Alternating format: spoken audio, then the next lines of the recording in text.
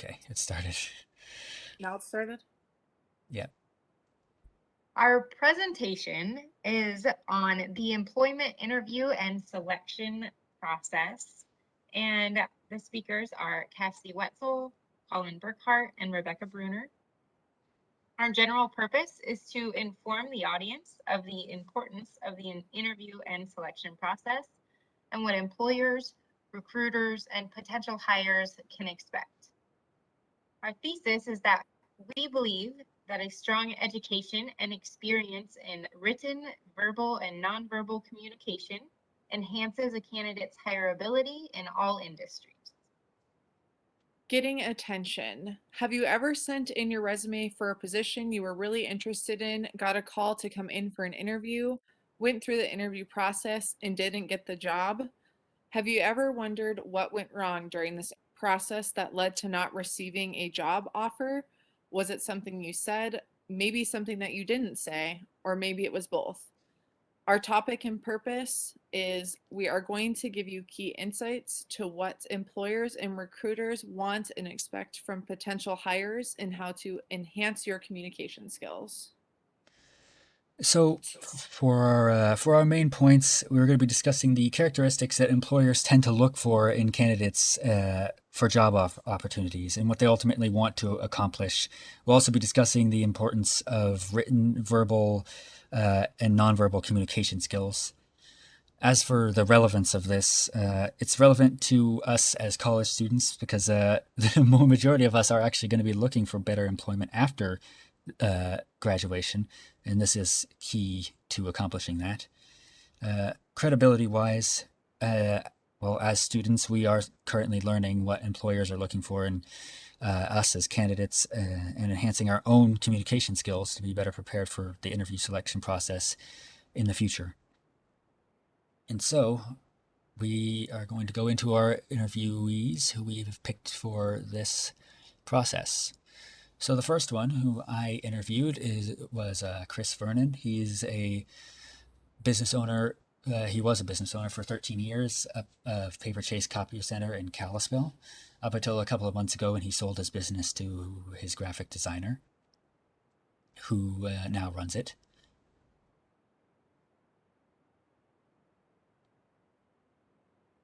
My business owner was Ashley Delp, and she runs her own realty company. She established it in 2016, and it is still a thriving real estate office here in Billings, Montana.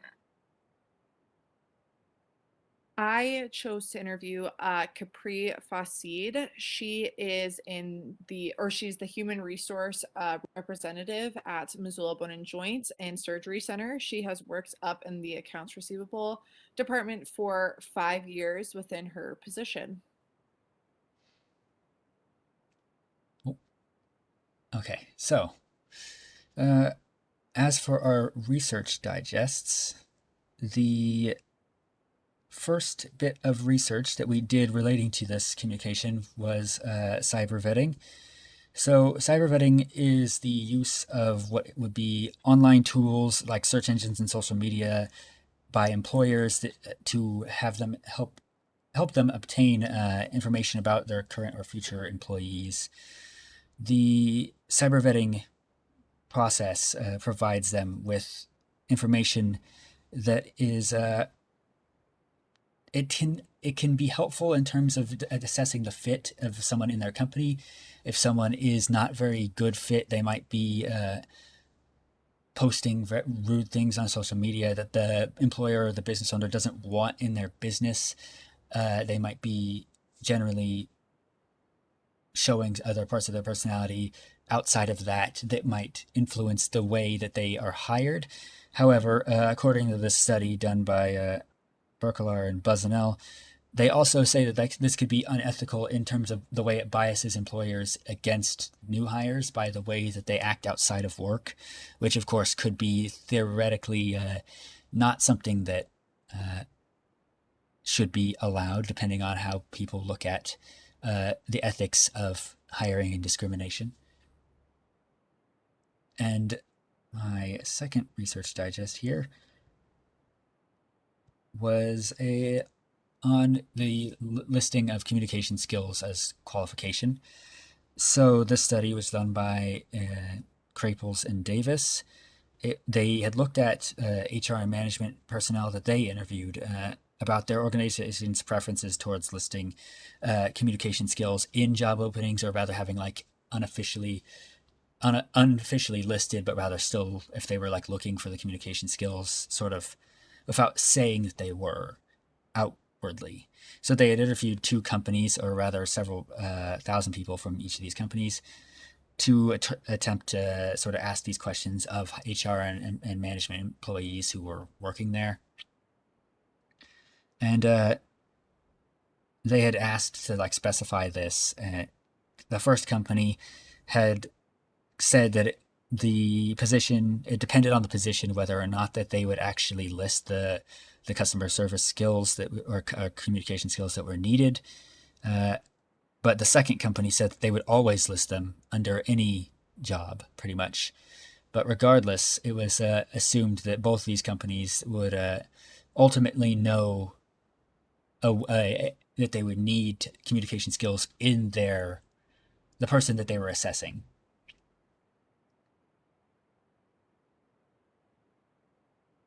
The article that I selected was a review of the literature and implications for communications research.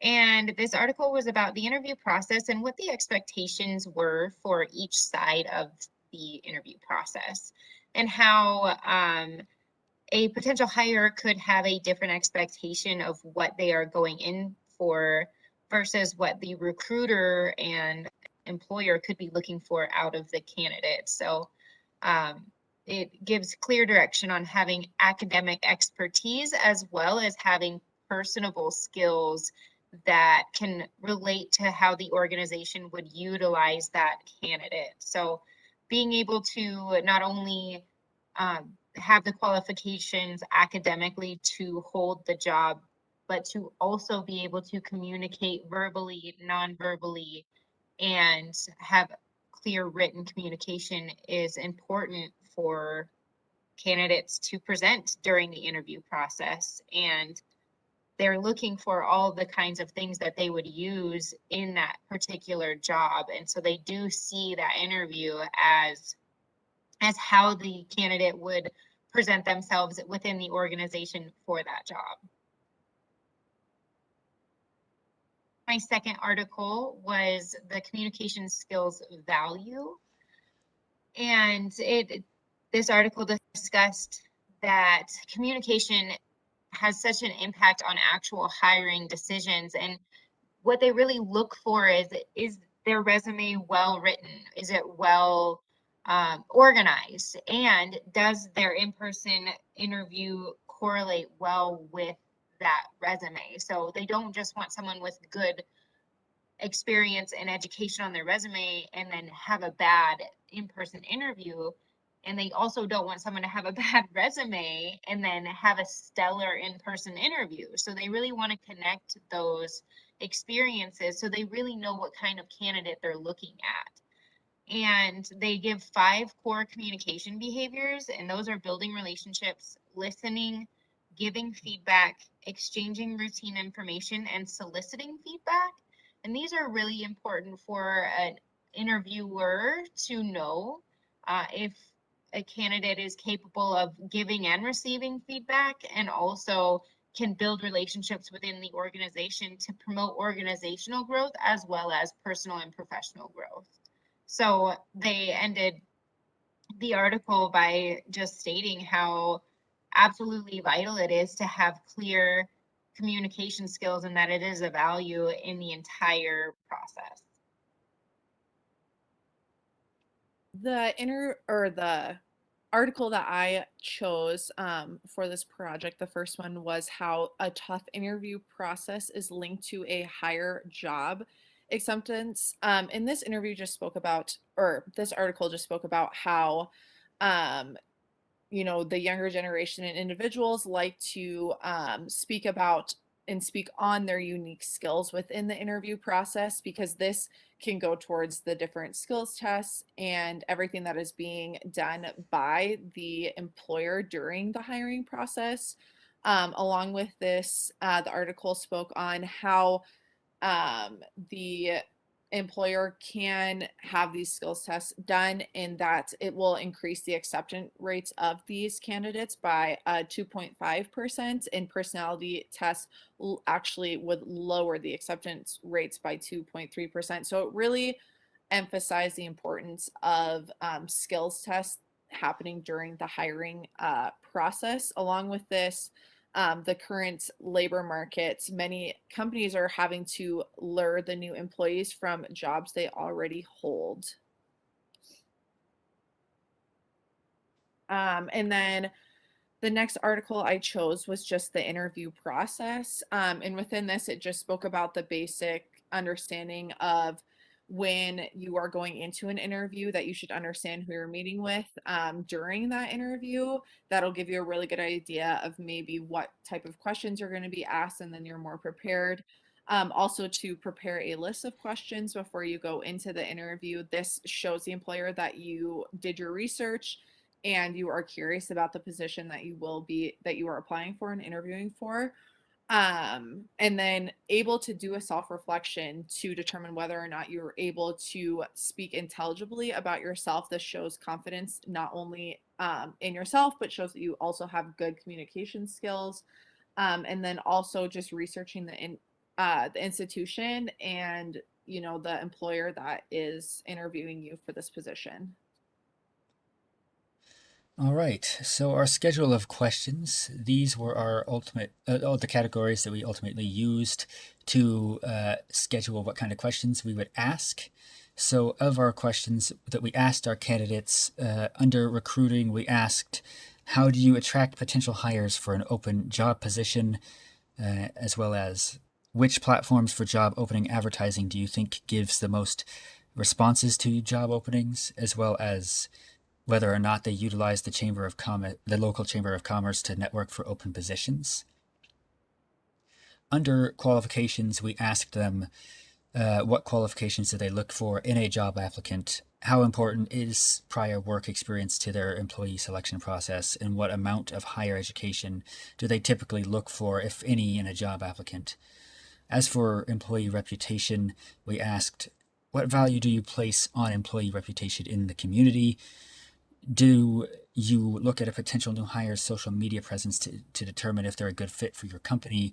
And we asked them, how important are a job applicant's references to their decision to hire them?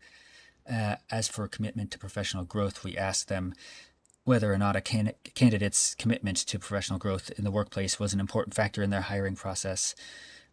We also asked if they look for job applicants who express a desire to attain a more complex job position, such as management or sales clerk, versus something above the regular entry-level position. And we asked them whether they were looking for long-term or short-term potential employees for their organization, and how they determine that longevity via their ambitions in the interview. So in my interview with Chris Vernon, he had said that he tended to use a specific Flathead County Job Service website to figure out and get his positions out there. He never really put out any explicit requirements other than for his graphic designer. He never needed to really network for open positions through the Chamber of Commerce, just because of the way that ended up working for him. He had the qualifications for his people were more or less basic skills for technology, their confidence. They needed to be well dressed and have a good appearance to them. Their prior experience was important in his opinion, but not for his the type of people he would employ. Otherwise, in education, it was basic high school education that was needed, except for the graphic designer, which he asked for 2 years of college at the minimum. He did say that employee reputation was very important because he didn't want someone who was not well liked in the community to be part of his business, because it could make his business look bad. And using social media and Google searching them online was part of that, because things that they might have said that could hurt the business would ultimately be dangerous if he did not use it. As for commitment to professional growth, he said that it was easier once you get to work with these people, and that was how you would be able to discover like whether a counter worker wanted to move on to something more complex later on, since he only had ran a simple copy center. For Ashley Delp, she first advertised for her job openings on a platform called Wise Hire. And this is a platform that also does behavioral and personality tests for their candidates. And it's called a DISC test. And so she mainly used that as a source to recruit for job openings. And as for community involvement for her open positions, word of mouth was the most effective. As far as community involvement, that doesn't mean she based reputation off of that word of mouth, and she still did look at references that were given to her from community members.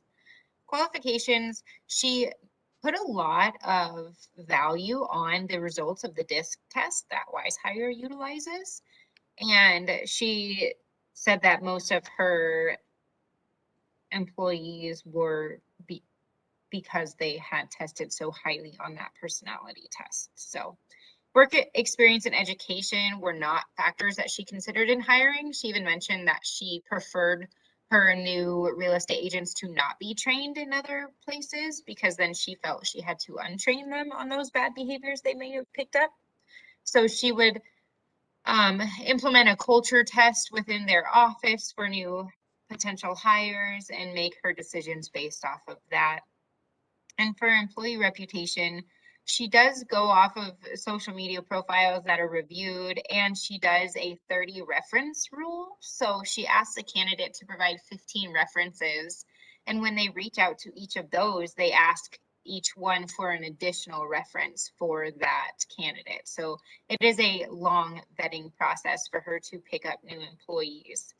And she does support individual growth and professional growth. She does want her agents to come into her office wanting to be better in their position they were hired for. So she doesn't like a lot of cross training and teaching administration and sales to one person. She'd rather them specialize on each side. And for her short-term position, she will not put any effort into hiring for the short term. She sees longevity as one of the most important parts of her business.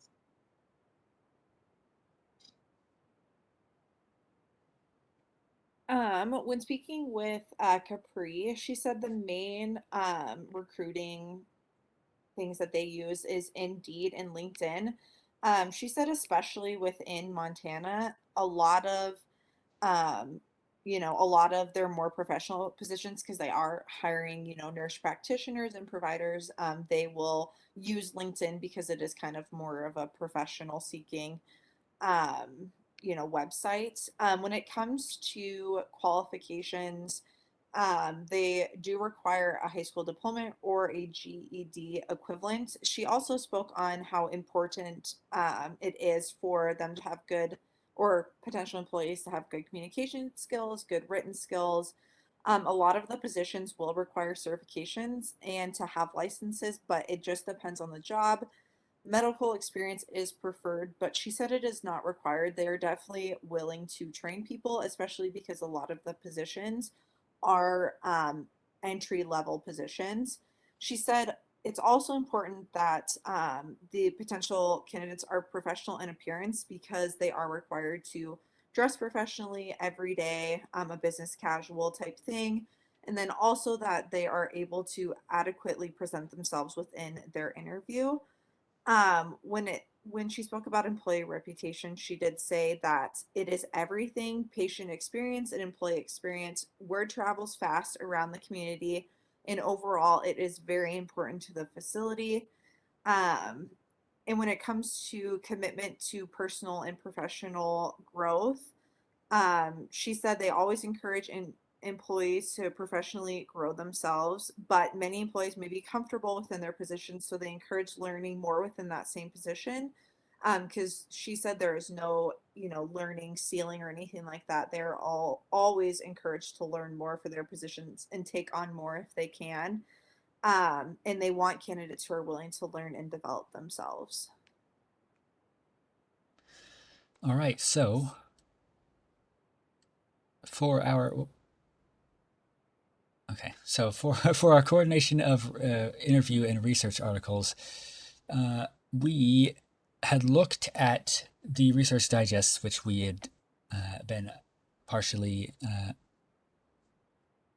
comparing with these communication skills, and ultimately we did find, at least in part, that the people we had interviewed did tend to to sort of confirm with the research that job applicants ultimately were tested in this sort of way that was like a very informal process of like they wanted to see whether or not they could ultimately match up. And I assume that sort of adds up for everyone else here.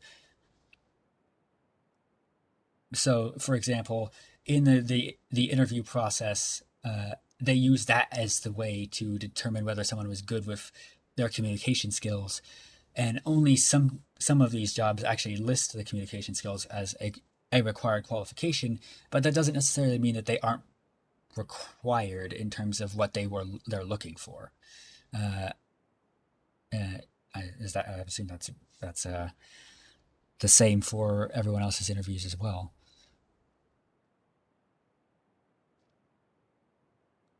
It was also cyber vetting was used by 2 of the businesses that were interviewed, which is notable because social media is becoming another avenue for employers to look at for potential hires. And I think it's important for students, especially to know how they conduct themselves online, shows potential employers how they will be conducting themselves in the organization. So looking at how you display yourself or in your extracurricular activities is important in your reputation and your hireability overall.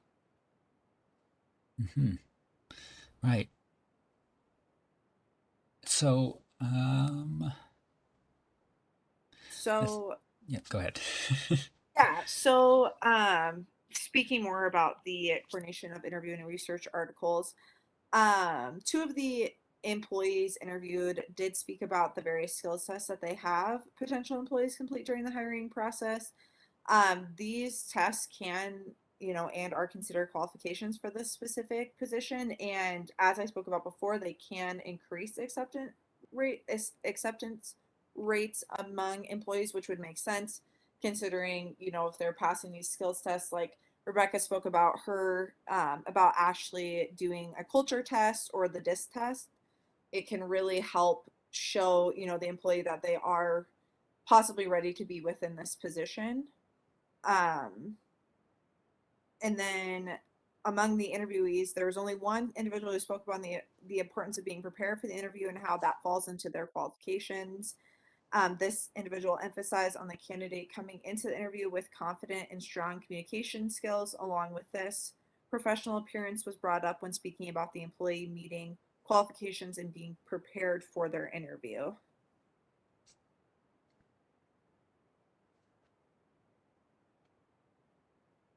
So given the research and the interviews that were conducted, we feel that we can confirm that communication is a key component in the job hiring and selection process.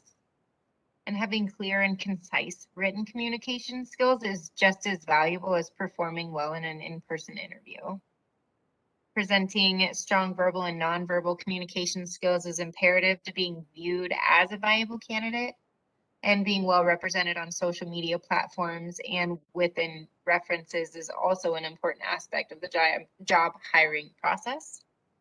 And we confirmed that being ambitious and knowing your own professional and personal goals is a must when interviewing for a business, as they want to confirm that you are willing to grow both professionally and personally within their organization, and they want to show that they can help you do that.